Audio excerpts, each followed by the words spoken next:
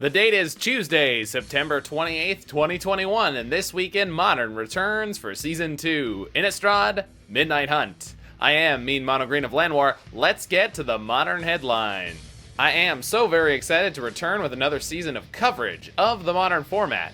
And with a few large paper tournaments on the horizon, it's possible we'll have some intense competition to see. What's wrong with this camera? There we go. Alright. For now, we'll be covering the metagame as it's been evolving, followed by this week's prelim results. Then coverage of the weekend's challenges, some fun from the 5-0s, and, of course, new coverage of this season's Trophy Tussle. And a reminder before we continue that all the deck lists and links to the tournaments mentioned can be found in the show notes, accessible in the video description on your YouTube video or in the podcast description of your podcast player. I'd also like to remind you this time that if you like something that we do on this show, make sure you hit that like button here on YouTube and leave us a comment for anything that you think we can improve on. Let's get to it. Last week, Midnight Hunt went live on Magic Online, and multiple new archetypes rose to the level of competitive success right off the bat. Powered by Faithful Mending, both Jeskai Phoenix and Esper Reanimator made the top 8 of the Saturday challenge immediately following the release in the hands of streamers Aspiring Spike and Spider Space respectively. Since then, Cave Dan of the Faithless Brewing podcast has been campaigning for the adoption and usage of otherworldly gaze in Phoenix decks, putting out staggering records in leagues with a number of tweaks from the Aspiring Spike build, leaning into Ox of Agonis and Murktide Regent rather than Demi-Lich. Both of these decks also took advantage of the inclusion of Consider to the format, but they're not the only ones to take advantage of this significantly upgraded opt, with it showing up across the board. Spoiler, it's one of the most commonly used cards of trophy leader Jacob the Pensword Comiskey. Can Esper Reanimator or Jeskai Phoenix break into the seemingly stable Tier 1 spot in the metagame, which is shared by the 6 titans of the post-MH2 season? Living End and Rhinos, Hammer Time and Blue-Red Murktide, and Jund Sagavan and Blue-White Control.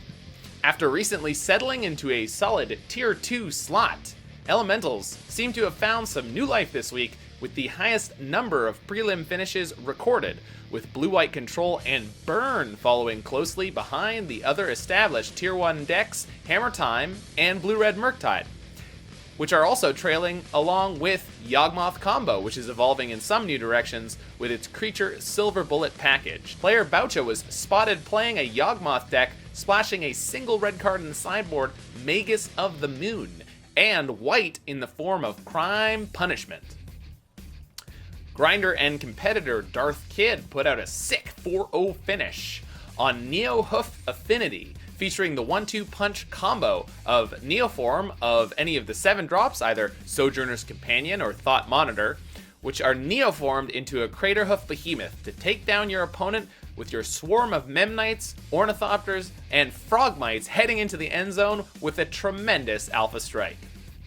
But this deck's tricks don't stop there, with a post-board Grizzlebrand Hookhands, the Demon Lord of Innistrad, coming out of the sideboard, as well as copies of Dispatch, Shaper Sanctuary, and Nyx.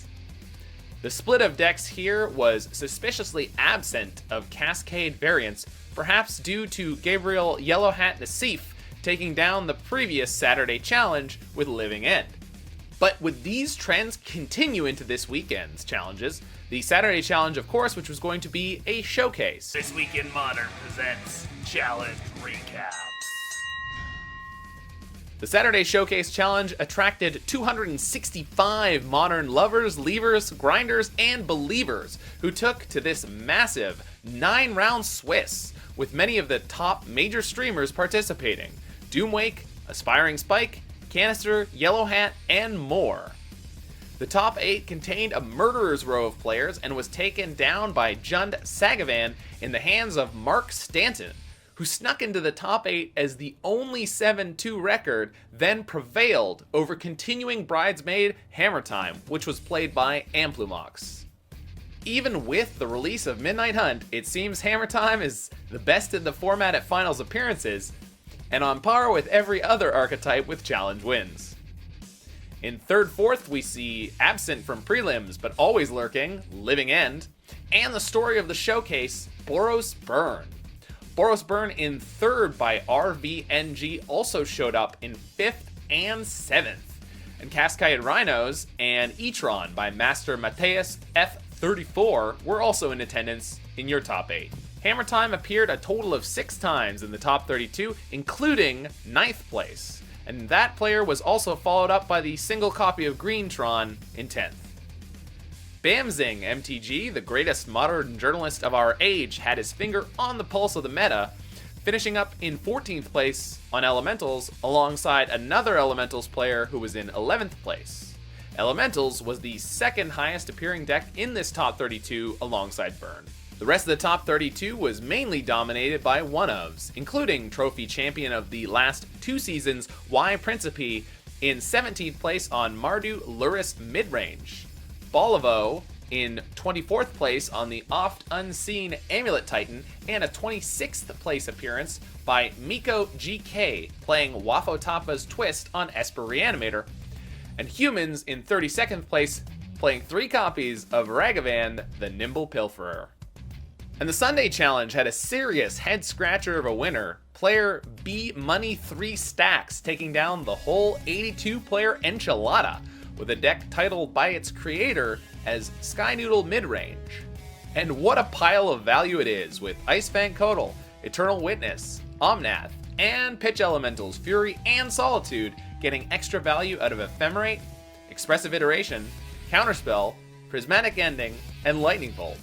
Ren 6, Utopia Sprawl, and Abundant Growth allow for an aggressively low land count, and 2 copies of Titania, Protector of Argoth, for what can only be explained as reasons. Blue-Red Murktide took 2nd, and Living End and Jun Sagavan took 3rd and 4th, respectively. Newcomer to the successful competitive scene, Domain Zoo, managed to crack the top 8 again, in 8th place, played by Guillote, with established decks Hammer Time and Red-White Burn also showing up strong.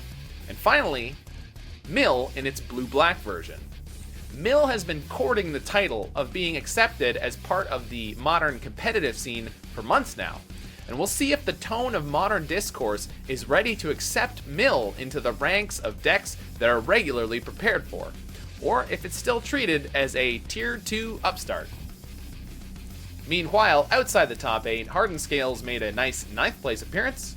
Curryvore continues to find success with his 80-card Urian pile, with the 14th place. And finally, 4-Color Creativity found its way into the top 32 again, with player Canny MTG playing the list that made a prelim appearance earlier in the week in the hands of longtime Creativity player Ting Feng Wan. He's been bringing sexy back in the form of Jace the Mind Sculptor. The early success of Faithful Mending in Esper Reanimator and Jeskai Phoenix seems to have been short-lived, but perhaps it's just a momentary overcompensation of the metagame, with an onslaught of powerful graveyard hate being brought to bear against these upstarts. Time will tell, but the general competitive diversity of Modern appears to continue, with the top dogs tearing aggressively at each other and leaving space to be exploited by crazy decks like the Sunday Challenge winner from time to time. For now, it's time to check in on the rich deposits of the 5-0 dumps where the spice must flow. Yes, the Modern 5-0s, for those who are unaware, is a place where a player need only take the deck through a league with a record of 5-0 to get shown here. This leads to a group of decks that range from competitive to neat to downright baffling. So let's take a look. Eljex and Respect the Cat have made appearances on blue-white and mono-white versions of Humans decks with Luris in the sideboard. The blue-white version featuring more protection and disruption in the form of Meddling Mage and Unsettled Mariner, and the mono-white version playing newly minted mythic Intrepid Adversary and Urza's Saga to have a grindy and wide mid-game. Player Jidden got a posting with a 4x Mox Amber build of Thopter Sword, featuring Emery and Psy Master Thopterist.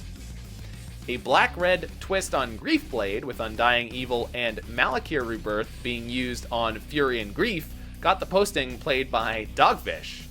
With the quick advantage to be gained with early game Rangavan and disruption from Fulminator Mage, this deck looks like a new contender for potentially miserable matches on the other side of the table in the leagues. Hot off its win of GP Dallas Fort Worth 2016, Scred Red is here with a posting, featuring a few cards different from that outstanding list.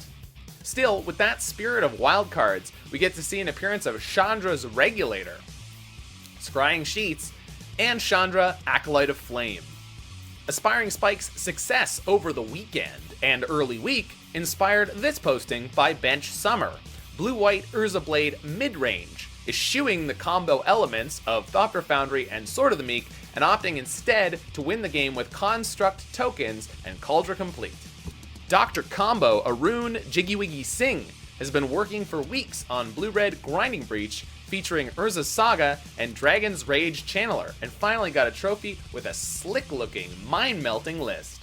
You may think that 61 cards or 4 copies of Mox Amber might not work with only 4 legends in the deck, but anyone without a PhD in degenerate combos is someone whose chops and perseverance are worthy of your respect. Streamer Doomwake has been working on a variety of zombie shells with some of the new cards from Innistrad, and managed a posting with Black-Red Zombardment, looking slick with Jadar, Ghoul Caller of Nephalia, and Adventures in the Forgotten Realms, Shambling Ghast, but no copies of Rookie Hopeful, Champion of the Perished. Wafo continues to be an amazing innovator with a white, blue, black, red Indomitable Creativity Reanimator deck featuring 4 Archon of Cruelty, alongside both the Dwarven Mine mana base and Persist and Unburial Rights to reanimate them, with Faithful Mending and Nahiri the Harbinger providing ways to dump the Archons into the graveyard. Wow. But many more decks made appearances, including Oops All Spells, multiple decks featuring Stoneforge Mystic in recently unseen ways, many varieties of Zoo, Temur Reclamation and Sultai Teachings Reclamation, Boomer Jund 2.0, and so many more. But for now, let us turn our attention to the new Trophy Tussle and see if any familiar names pop up, or if we have a brand new field of competitors galvanized by last season's excitement. This Week in Modern presents the Trophy Tussle. As a reminder, the last season was taken down by 2-time trophy champion Y Principe, who prevailed in the end over Aspiring Spike with a 44-42 final record. And the competition for the new trophy later is in full swing, with many players coming out of the gates strong, including recently returned to Magic Blue Moon innovator Jacob the Pensword Comiskey. As of last Tuesday, just shy of a week into the season, Jacob had racked up 6 trophies, but hot on his heels was 3rd place from last season and recipient of prizes from This Week in Modern, the Tunneling Cat. In the week since then, the top 2 have started to pull away from the rest of the pack, in this case, very early, with Jacob and not the Tunneling Cat, but newcomer Capoeira 02 at 10 and 9 trophies respectively. And the rest of the pack is now at 6 or below.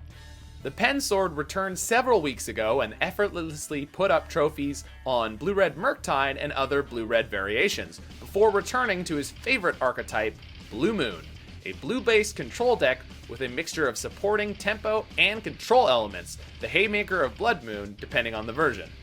He's a tireless innovator whose experiments have included a Murktide free version playing Snapcaster and Dragon's Rage Channeler, versions with 4 each of Fury and Subtlety, and more. And you can watch him live on his stream at twitch.com/Jacob Comiskey. Meanwhile, little is known about competitor Capoeira 02 at this time. They've managed 2 5-0 postings in the last 2 weeks on Cascade Rhinos and Bant Spirits, so a tempo player of some kind, to be sure. And currently tied at 6 trophies, we have Glessiano, Devin Doomwake O'Donnell, the Tunneling Cat, and Bomberman 99. But there's plenty of time remaining with 6 weeks left in this trophy season, so if you want to get into the mix, get into the groove, it's time to get moving and win those trophies. This Week in Modern is currently working on how we might be able to provide some great prize support for the top 5 of the trophy board. and potentially those who show consistent results in the modern challenges, and we'll certainly let you know when we've worked it out. Well, that about does it for all the modern news fit to be reported for this week. But if you've got a modern deck or story that you want to share with us, please feel free to tweet me at twimmtg@twitter.com or email us at thisweekinmodern@gmail.com.